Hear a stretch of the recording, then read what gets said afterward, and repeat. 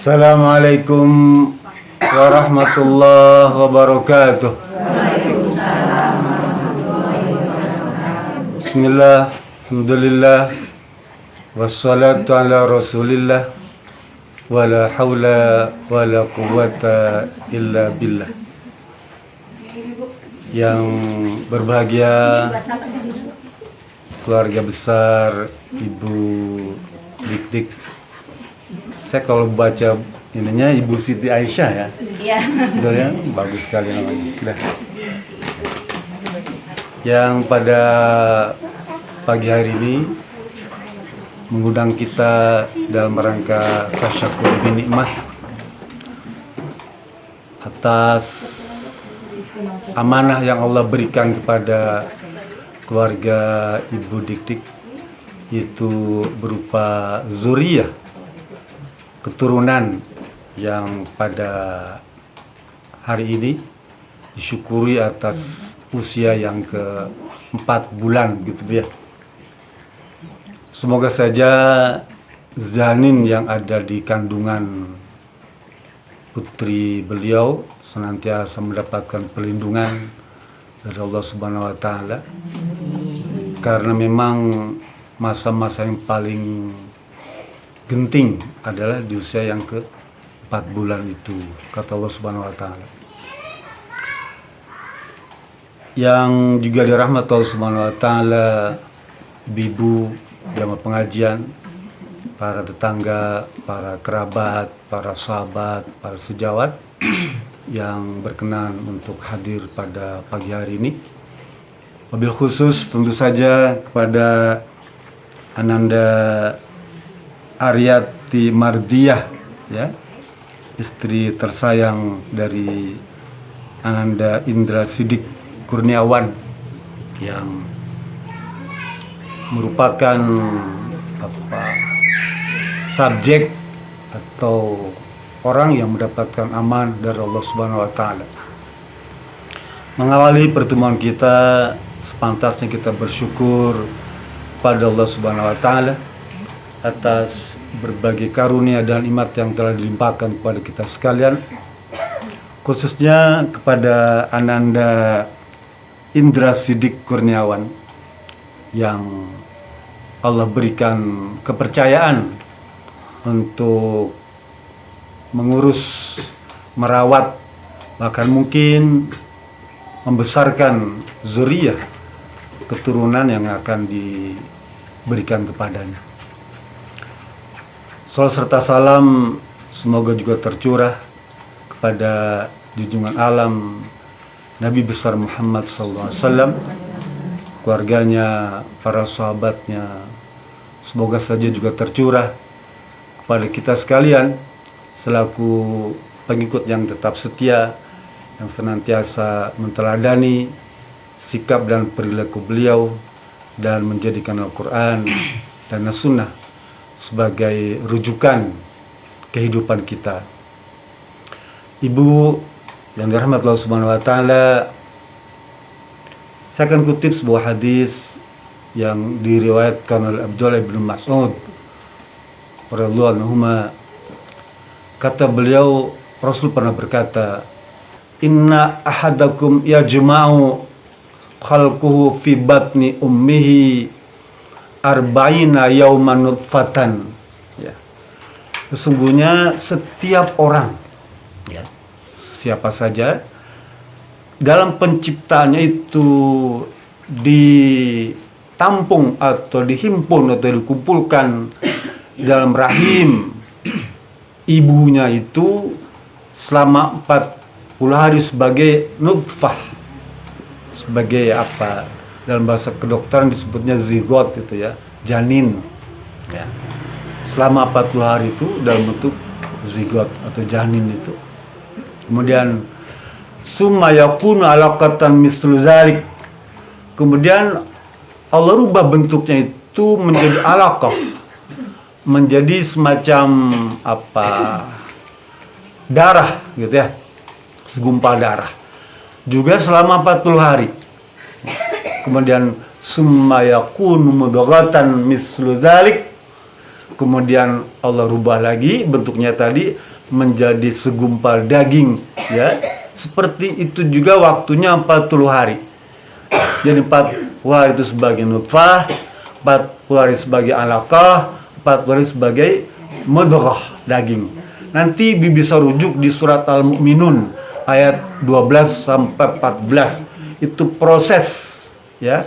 Proses pembuahan dari mulai pembuahan sampai jadi janin, jadi bayi itu. Di surat Al-Mu'minun ayat 12 sampai 14. Jadi Allah ini memang jelas memberikan penerangan kepada kita tentang penciptaan manusia, ya. Semuanya, Pak. Jadi tidak terbatas pada orang-orang Islam saja. Sekalipun data itu, informasi itu diberikan hanya kepada umat Islam, tapi sebenarnya informasi ini juga disampaikan kepada seluruh umat manusia. Karena Islam, agama yang agung ini, bukan hanya untuk umat Islam, bukan hanya untuk orang yang beriman, tapi diperuntukkan bagi seluruh umat manusia. Jadi itu dia surat Al-Mu'minun ayat 12 sampai 14, agak panjang. Saya baca hadisnya saja. Kemudian kata Rasulullah SAW, hadis itu penjelasan Quran, ya. Quran itu apa namanya, kaidah umum, sifatnya umum. Hadis penjelasan lebih lengkap, teknis, gitu ya. Saya bacakan hadisnya. Kemudian kata Rasulullah SAW, wa yursalu ilaihi malakan fayunfaha fihi mirruh. Lalu Allah utus tuh para malaikat kepada ibu yang sedang mengandung tadi, yang usianya berapa? 4 bulan. Allah utus malaikat. Jadi hari-hari ini sebetulnya Ananda ini sedang genting karena didatangi oleh para malaikat, ya. Lalu Allah tiupkan ruh melalui malaikat tadi ke dalam janin tadi, ditiupkanlah ruh, ya. Kemudian wa amarahu bi arba'i kalimatin, dan diperintahkan untuk menetapkan 4 perkara. Jadi pada usia 120 hari itu masa genting, karena di sana ditiupkan ruh dan ditetapkan 4 perkara. Apa itu? Bikat birizqihi wa ajalihi wa amalihi min saqiyun aw sa'idun. Allah tetapkan apa? Rezekinya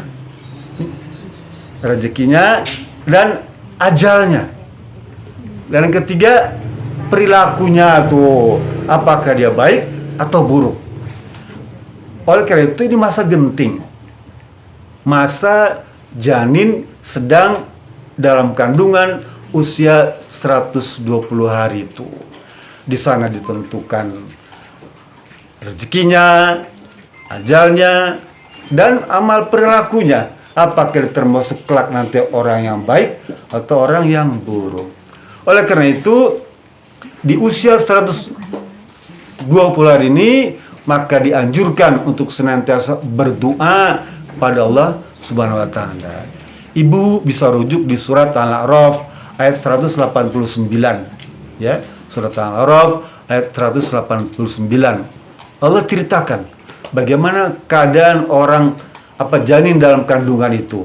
Kata Subhanahu wa Ta'ala, huwallazi khalaqakum min nafsi wahidah wa ja'ala minha zawjaha liyaskuna ilaiha falamma taghashaha hamalat hamlan khafifan famarat bih falam asqalat da'awallahumma la in ataitana sholihan lanakunanna minasyakirin.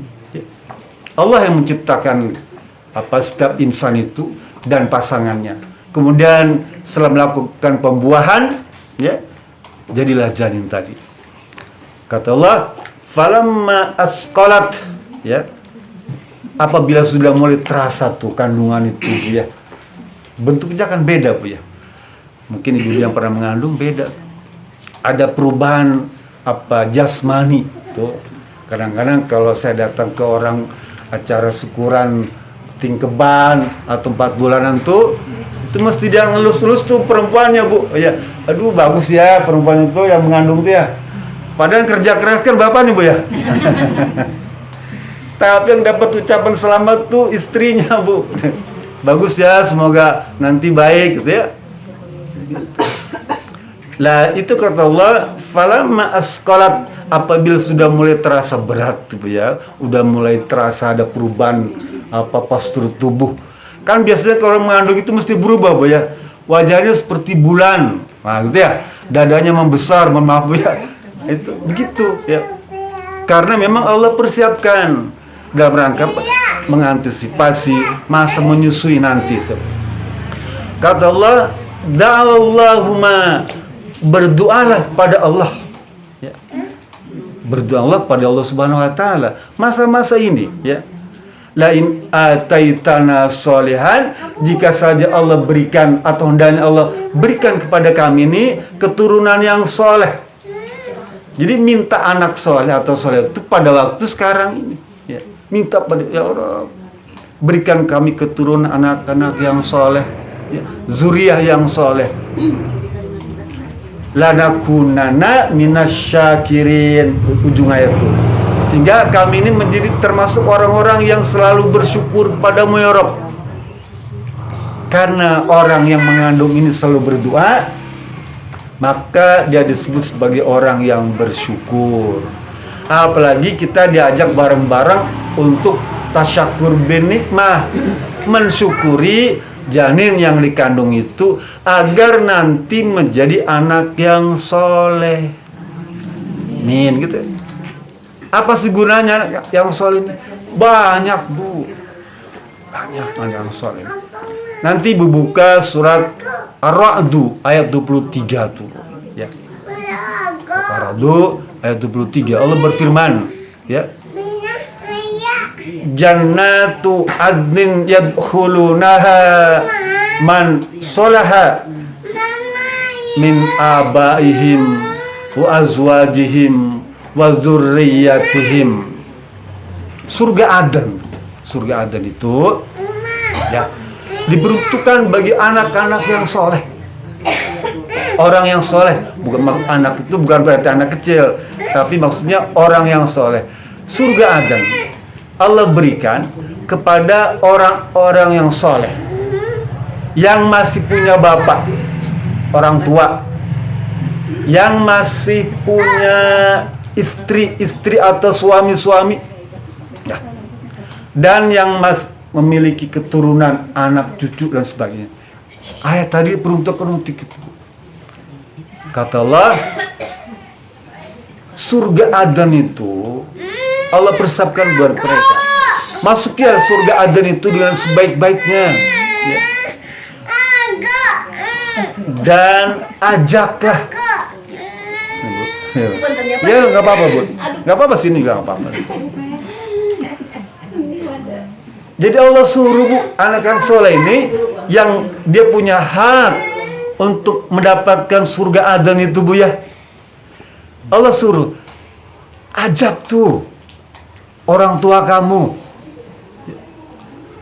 Anak yang soleh tadi suruh ngajak orang tuanya, ayahnya, ibunya, kakeknya, nininya, ajak mereka masuk surga bareng-bareng.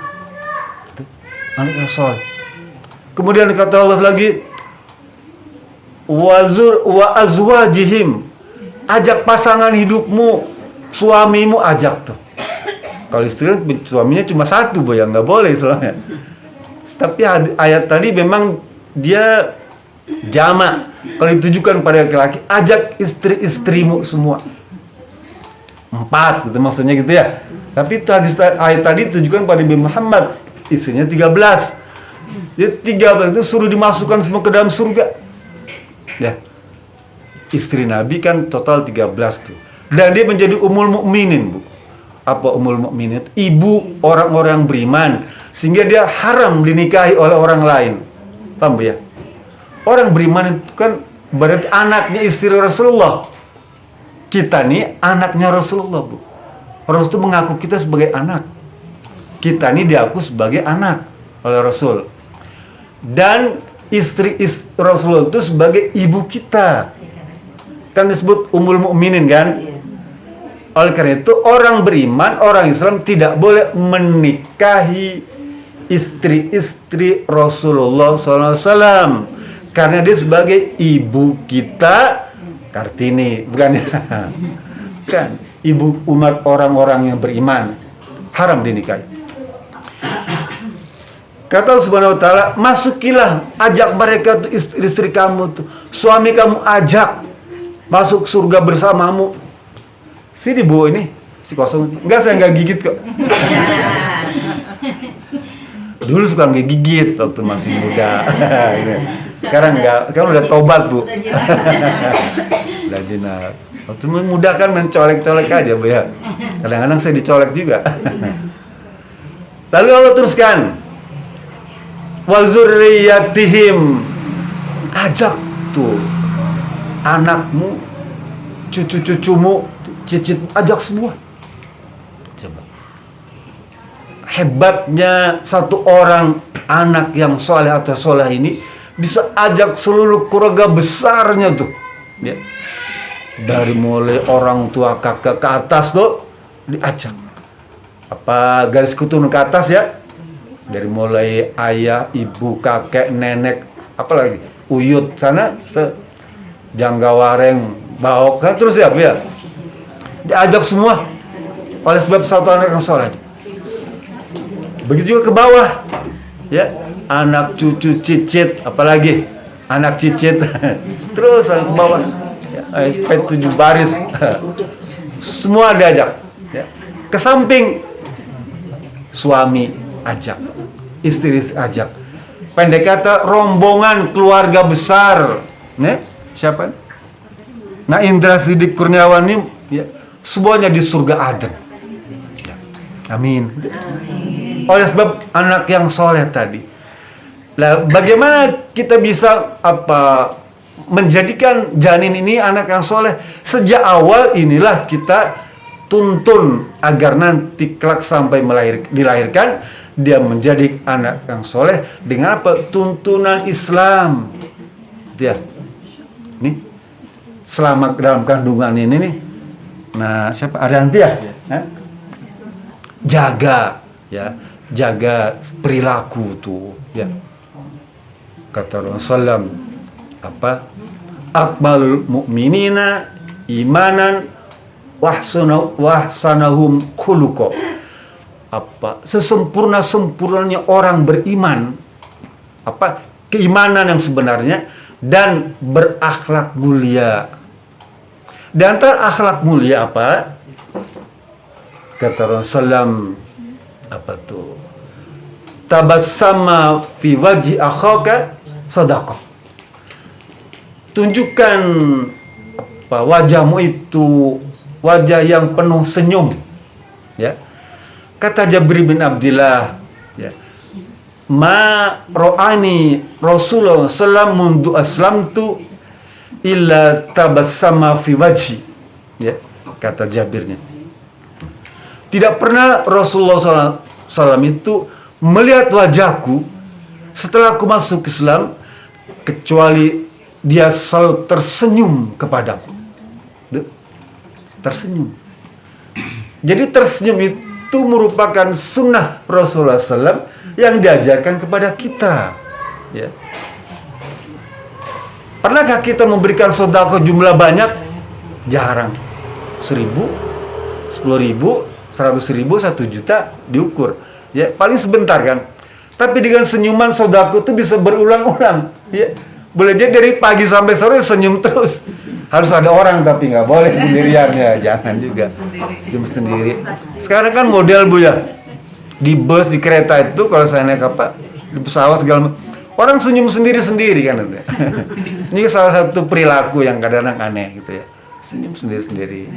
Ya mungkin apa? Smile boleh lah ya, tapi jangan sampai terbahak-bahak gitu. Nanti sangka orang. Beda. Orang senyum sendiri terbahak-bahak dengan baca zikir kan beda ya. Baca zikir sendiri subhanallah, subhanallah, subhanallah. Orang nggak curiga ya. Tipe orang buka HP misalnya tuh pakai headset, dia ketawa-ketawa ngomong sendiri-sendiri gitu, orang curiga juga. Ini beneran gak nih ngomong gitu nggak? Atau cuma meracau tuh ya, ngigo gitu. Jangan ya. Itu juga menjadi akhlak ya. Senyum boleh dengan begitu jumpa dengan orang, dengan sahabat, kerabat, orang tua, istri, anak, senyum. Minimal geser tuh sudut bibir itu ke samping, jangan ke depan. Nanti kalau depan monyong, ya, dia monyong. Padahal pakai lipstik merah, lipstik merah, kerudung merah, wah luar biasa tuh. Ya. Jangan lagi merah, udah buka bu ya, udah nggak merah lagi kan. Teruskan. Jadi senyum itu menjadi sunnah. Salah satu diantaranya itu bu. Yang kedua, kata Rasulullah dalam keadaan mengandung ibu ya, Rasul berkata la tahkiranna minal ma'rufi syai'an hatta talqa biwaji talib ya. Jangan sekali-kali kau remehkan ya perbuatan baik yang sekecil apapun ya, sekalipun engkau hanya menampilkan wajah yang sumringah, wajah yang cerah gitu ya, ceria, lebih tepat ceria. Sekalipun hanya menampilkan wajah yang ceria, itu sunnah bu. Itu amalan kecil, tapi Rasul larang itu kita meremehkan orang yang berwajah ceria ya. Hatta talqa akhi, sekalipun berwajah ceria, tampilkan tuh. Ya kadang-kadang tanggung bulan boleh juga cemberut, tapi jangan keluar gitu. Tanggung bulan di rumah boleh cemberut, tapi kita keluar ketemu orang tampilkan wajah yang ceria. Itu sunnah bu ya. Kenapa? Orang yang mengandung itu kan sangat berpengaruh dari orang tuanya bu. Segala macam perilaku orang tuanya itu terus turun kepada anak yang dikandung. Kalau seorang ayah menyaksikan anak bayinya menangis, itu kadang-kadang nggak tega bu. Tapi kalau ayah itu menggendong bayi yang menangis, dia nggak akan diam bu. Ya, beda ya, beda. Lalela, lela, lela, lelo. Tetap nggak mau diam, anak itu tetap nangis. Ya. Tapi coba misalnya bayi tadi digendong sama ibunya, didekap tuh ya, dia diam bu. Ya. Kenapa begitu? Karena memang detak jantung bayi itu sama dengan detak jantung ibunya. Paham ya? 9 bulan bayi dalam kandungan itu menggunakan detak jantung ibu kandungnya. Kan sama bu, melalui plasenta tuh ya, detak jantungnya sama. Sehingga begitu dipeluk tuh oleh ibunya tuh, dia akan merasakan ya semacam naluri dipeluk sama ibunya. Kok detak jantung saya sama nih, dia merasa nyaman bu. Saya kadang-kadang coba juga dengan istri saya sama kadang-kadang. Beda masa diusir. Sana. Cuma untuk mengukur detak jantung. Beda bu ya. Apalagi kalau ibu lagi marah, keras banget itu ya. Tanggung bulan wah detak jantung nyutnya. Degup. Wah ini pasti belum dikasih ini nih. Gitu dia. Jadi ambil tuh bayi tadi didekap sama ibunya, maka dia akan diam, bahkan tertidur ya. Itulah kata Rasulullah SAW dalam hadis yang panjang tuh ya. Seseorang yang dikubur itu bu ya, kuburan yang kita kecil itu, kata beliau, sekalipun kuburan itu kecil, bahkan dingin ya, dingin tuh, kata beliau, kalau kita orang yang soleh, kuburan yang dingin itu kelak akan terasa hangat seperti hangatnya dekapan ibu kepada bayinya. Paham ya? Jadi jangan kita menganggap itu kuburan yang sempit, tanah kedalaman itu dingin. Anak yang soleh, orang yang soleh kubur yang dingin itu berubah menjadi hangat seperti hangatnya dekapan seorang ibu kepada bayinya. Makanya saya kalau musim hujan dingin-dingin itu saya cari dekapan gitu ya, supaya hangat ya. Udah 3 tuh ya deh ya. 3 tuh. Jadi senyuman, berwajah ceria ya. 2 baru ya. Yang ketiga, waqulu linnasi husna. Ucapkanlah dengan ucapan kalimat-kalimat yang baik ya. Karena dia akan berpengaruh pada janin yang dikandungnya. Gunakan kalimat-kalimat yang baik. Maksudnya jangan suka emosional ya, jangan baperan, jangan egois ya. Ucapkanlah kalimat-kalimat yang baik. Kata Rasulullah SAW dalam hadis yang panjang, "Man kana yu'minu billahi wal yawmil akhir falyakul khairan aw liyasmut." Jika kita ingin disebut sebagai orang yang beriman kepada Allah dan hari akhir, maka falyakul khairan. Berbicaralah dengan kalimat-kalimat yang baik atau lebih baik diam. Ya, kalau kira-kira nggak ada kalimat yang bermakna, berguna, bermanfaat, udah diam aja dah. Gitu ya. Itu bagus. Bagi apa? Bagi janin. Bayangkan kalau seorang istri telat dikasih bekal atau nafkah dari suami, kan naik potensi Bu ya. Marah. Si Bapak gimana sudah tanggal 30 belum ngirim-ngirim gitu ya. Marah. Ngambek tuh ya, piring dibanting, gelas dibanting. Ada nggak sini Bu? Nggak ada ya, jangan Bu ya. Dulu saya punya tangga ngontrak di rumah saya di Jakarta gitu. Tiap berantem, taunya piring terbang tuh di situ Bu saya. Ya, taunya piring terbang di situ Bu saya. Wah, ngapung tuh. Saya punya pavilion dikontrakin, begitu Bu. Rame tiap hari tuh, aduh luar biasa. Jangan biar, apalagi sedang mengandung. Karena dia akan berpengaruh besar pada janin yang dikandungnya. Ya. Ucapkan kalimat-kalimat yang baik. Apa kalimat yang baik itu? Allah bimbing. Apa? Baca Quran. Kan Quran itu semuanya kalimat-kalimat yang baik. Ya. Wahyu ilahi. Kalau kita baca Quran, apakah dalam hati, pelan-pelan atau keras tuh, tetap itu merupakan kalimat-kalimat yang baik. Kalau kita sering baca Quran, maka bibir kita terlatih untuk mengeluarkan mutiara-mutiara ilahi. Ya.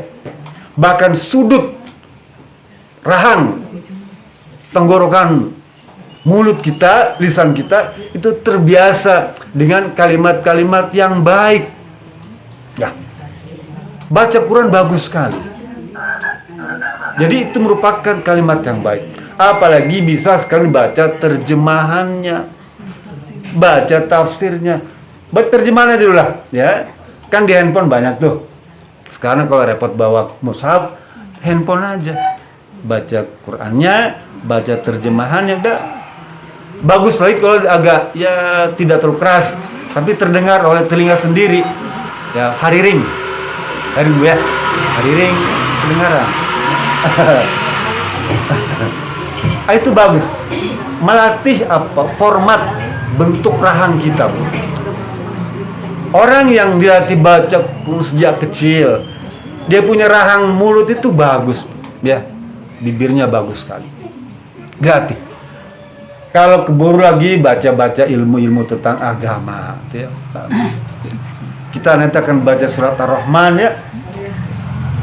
Kata Rasulullah SAW, Quri'a hadid warrahmani wal waqi'ah apa? Sakina firdaus.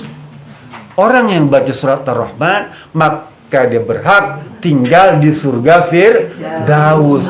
Itu surga paling tinggi ya, paling fifth. Jadi kita minta tuh surga Firdaus. Kalau nggak kesampai turun sedikit gitu ya, nggak apa-apa. Tapi kalau misalnya kita mintanya yang paling rendah, nggak nyampe Firdaus ya. Tapi kalau kita minta Firdaus, maka kalaupun nggak gecelok, ya, turun 1, 2, 3 derajat. Saya lagi saum. Saum. Ya, saya tarbiyah. Bukan tarbiyah, Arafah. Saya kebetulan gini.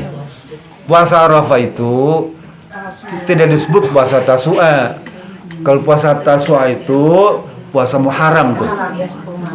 9 dan 10. Itu puasa Tasu'a. Tapi dalam hadis itu Arafah itu saum Arafah. Saya berpendapat, ya ini pendapat aja. Saum Arafah berdasarkan peristiwa. Bukan berdasarkan penanggalan. Pemerintah menjadikan puasa Arafah itu berdasarkan penanggalan. Ya, tanggal 9. Saya berdasarkan peristiwa. Paham ya? Kapan peristiwa wukuf itu? Hari ini. Ya.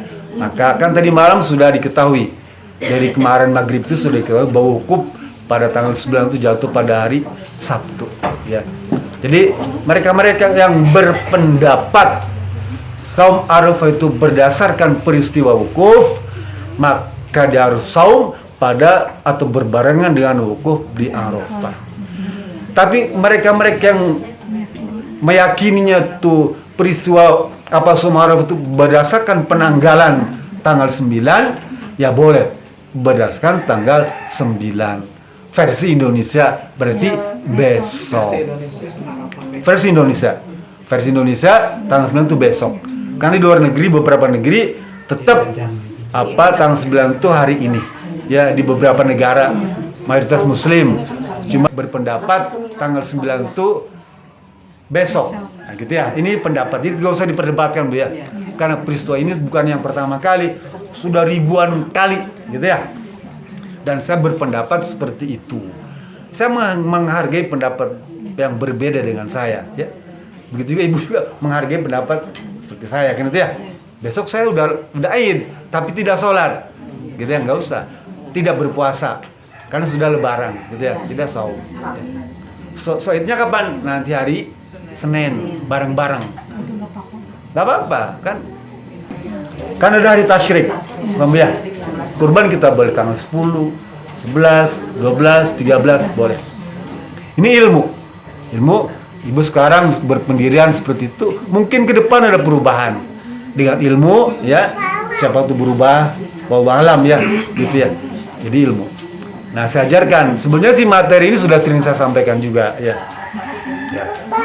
Ya, mungkin ke depan Ibu boleh praktekkan itu. Saya teruskan.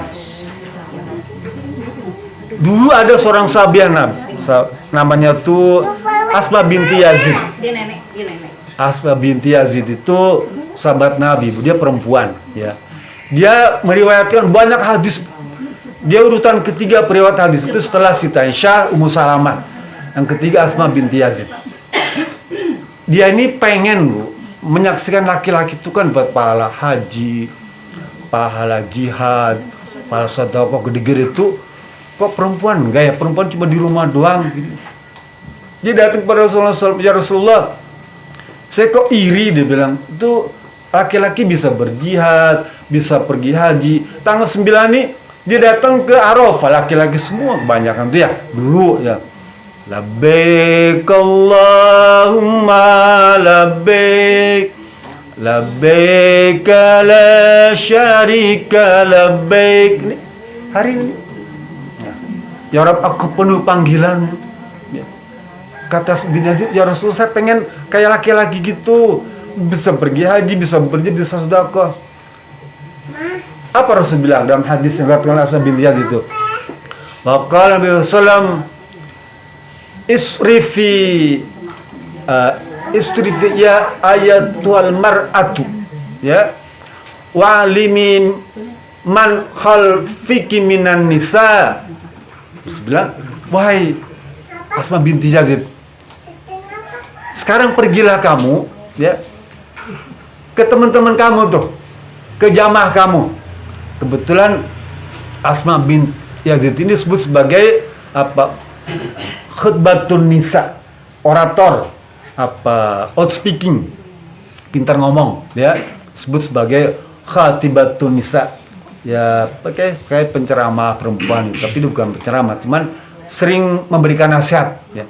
Sampaikan kepada sahabat-sahabat kami itu, murid-murid kamu, ya, bahwa anna hasan a'mali ahadukuna izaujiha, bahwa semua perbuatan baik yang kamu lakukan untuk suamimu, ya, berbuat baik untuk suami itu, kemudian Rasul bilang wa talabaha mardatihi, dan meraih ridha suamimu itu, kemudian wa itbaha muwafaqatahu, dan mengikuti apa yang menjadi kesenangan suami, ya, ta'dilu dzalika kullahu, maka itu sama derajatnya seperti orang yang pergi haji, sama derajatnya dengan orang yang pergi berjihad. Jadi cukup berbuat baik kepada suami, ya, kemudian berusaha mendapatkan ridho suami dan ikut apa yang menjadi kesenangan suami itu, ya, tentu yang sepakati, ya. Maka itu sepadan dengan pahala ibadah haji, ibadah jihad, ibadah sedekah besar. Jadi bagi ibu-ibu, mohon maaf, yang belum punya kesempatan melaksanakan ibadah haji, nih, ibu-ibu yang belum sempat melaksanakan ibadah haji, maka ketaatan pada suami, kemudian berusaha menyenangi apa yang menjadi kesenangan suami. Contoh misalnya suami senang jengkol, kita nggak suka, ya. Dalam rangka menyenangkan suami, ya, coba icip-icip dikit, gitu kan, ya. Jengkol, petai misal gitu, ya. Atau misal suami senangnya model pose macam-macam, ya, ibu ikut boleh gitu, ya. Kan sekarang model-model, Bu, ya. Ini laki-laki nih korban medsos nih, ya. Kadang-kadang seleranya beda-beda, Bu, ya. Orang zaman dulu kayak saya gini kan konservatif, Bu, model-model lama aja saya malah. Pokoknya kayak orang-orang dulu aja lah, yang penting jadi, gitu. Jadul. Anak sekarang ini beda, Bu, pengen pose berdiri lah. Jongkok lah, macam-macam dia. Lah, istri yang mengikuti apa yang menjadi kesenangan suami itu ganjarannya seperti orang pergi haji, gitu, ya. Jadi kalau misalnya ibu-ibu nih, ya, pengen dapat ganjaran ibadah haji, turut tuh kenakan suami tuh, gitu, ya. Boleh, ya. Misalnya senang suami ini senangnya kalau musim dingin gini pakai rok yang agak cingkrang, gitu, boleh gitu, nggak apa-apa. Kalau musim panas pakai daster yang tipis-tipis, kan, gitu. Iya. Tapi di rumah kan, Pak? Di rumah. Baju dinas boleh. Nggak apa-apa, Bu. Dan itu kan ganjarannya besar, Bu, ya. Bayangkan, Bu. Itu paling pergi haji. Sekarang 65 juta, Bu, pergi haji. Ibu cukup memberikan servis yang memadai bagi suami. Gitu, ya. Teruskan, balik lagi nih. Jadi agar anak yang soleh nih, ya, yang kelak nanti dikandung jadi anak yang soleh itu. Nah, ya. Jadi satu, senyuman, wajah yang baik, kemudian ucapan kata-kata yang bagus, kemudian baca Quran, ya, berzikir tuh boleh berzikir. Karena tidak semua orang dapat kesempatan kayak Ananda, ya. Berapa banyak orang pergi ke dokter untuk mendapatkan keturunan, mereka nggak bisa, nggak dapat. Ya. Oleh karena itu syukuri. Nanti Ananda baca surat atau An-Nahl 40. An-Nahl 40, An-Nahl 40. Allah berfirman, "Hadza min fadli rabbi liyabluwani ashkuru am akfuru." Ya. Kan janin yang dikandung ini min fadli rabbi. Apa? Kasih sayang Allah, keutamaan Allah, belas kasih sayang Allah yang hanya diberikan kepada Ananda, tidak diberikan kepada orang lain. Dalam rangka apa? Dalam rangka menguji Ananda. Ananda diuji dengan janin. Apakah Ananda akan menjadi orang yang bersyukur atau justru sebaliknya kufur? Tapi kita bisa buktikan, kan, hari ini Ananda bersyukur, tasyakur bin nikmah atas janin yang kandungan istri. Maknanya Ananda termasuk orang-orang yang bersyukur. Dan antara rukun syukur itu ada 3 yang sering saya sampaikan. Apa? Yang pertama, meyakini bahwa seluruh nikmat itu milik Allah Subhanahu wa taala dan hanya diberikan kepada orang-orang yang dikehendakinya. Termasuk Ananda orang istimewa, kan diberikan amanah. yakin bahwa itu dari Allah Subhanahu wa taala.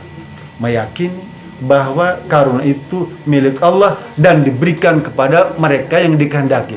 Apa saja berupa kenikmatan itu merupakan perlu disyukuri, ya.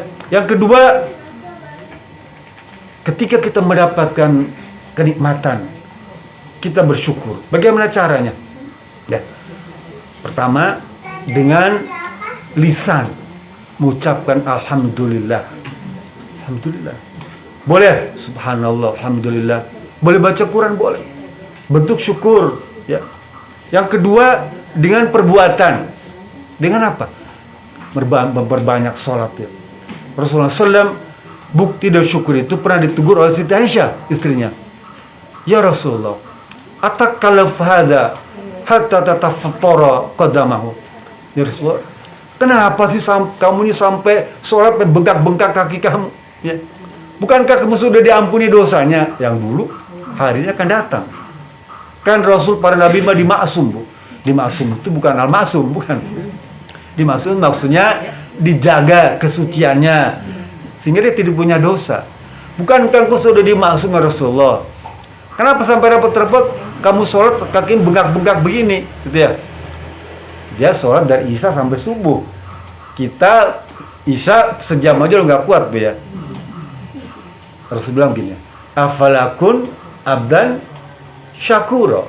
Apa enggak boleh aku ini menjadi hamba yang bersyukur kepada Allah Subhanahu wa taala? Maknanya bukti kita syukur itu dengan ketaatan pada Allah Subhanahu wa taala. Paham ya? Kata Imam Syafi'i, apa tuh? Mahabbatu bi ta'ah. Senang dengan ketaatan. Salat, puasa, zakat, haji, silaturahmi, pokoknya berupa ketaatan tuh, ya. Itu bukti syukur kepada Allah Subhanahu wa taala. Jadi kalau Anda misalnya beribadah tuh, itu tanda Anda bersyukur. Sebaliknya, dengan janin dikandung itu Anda tidak beribadah, bahkan justru sebaliknya menjadikan seluruh fasilitas kenikmatan yang Allah berikan kepada kita itu untuk kemaksiatan, tandanya kufur. Paling nikmat itu kesehatan. Karena dikasih kesehatan, kan? Kalau kesehatan itu nikmat itu digunakan untuk kemaksiatan, kita kufur berarti. Lawan dari syukur, ya. Fasilitas apa? Kendaraan, motor, mobil, sepeda, rumah, ya. Kemudian jabatan, macam-macam untuk waktu cuti, waktu istirahat, macam-macam, liburan. Allah kasihkan, Bu, ya. Tapi kita tidak gunakan untuk ketaatan pada Allah, maknanya kita kufur, ya. Dengan seluruh fasilitas tuh, Allah kita kasih rezeki yang banyak melimpah, dapat warisan, dapat pensiunan, dapat jasa produksi, itu semua, nah. Tapi kita tidak gunakan untuk ketaatan pada Allah. Apa contohnya? Pergi umroh, ngasih sedekah keluarga, menyantuni fakir miskin, anak yatim, saudara-saudara terdekat, ya, itu ikut kurban, itu bentuk ketaatan pada Allah Subhanahu wa taala. Tapi kalau seluruh kenikmatan itu digunakan untuk selain ketaatan, maknanya dia telah kufur pada Allah Subhanahu wa taala. Nauzubillah. Ini juga salah satu cara kita mensyukuri Allah. Maka disebut tasyakur binikmah, ya. Tasyakur apa? Ngupatan, ya. Ngupati 4 bulanan gitu. Mungkin itu, Bu, ya. Udah hampir sejam, ya. Yang bisa sampaikan, dan mungkin keluarga minta dibaca surat Ar-Rahman, ya.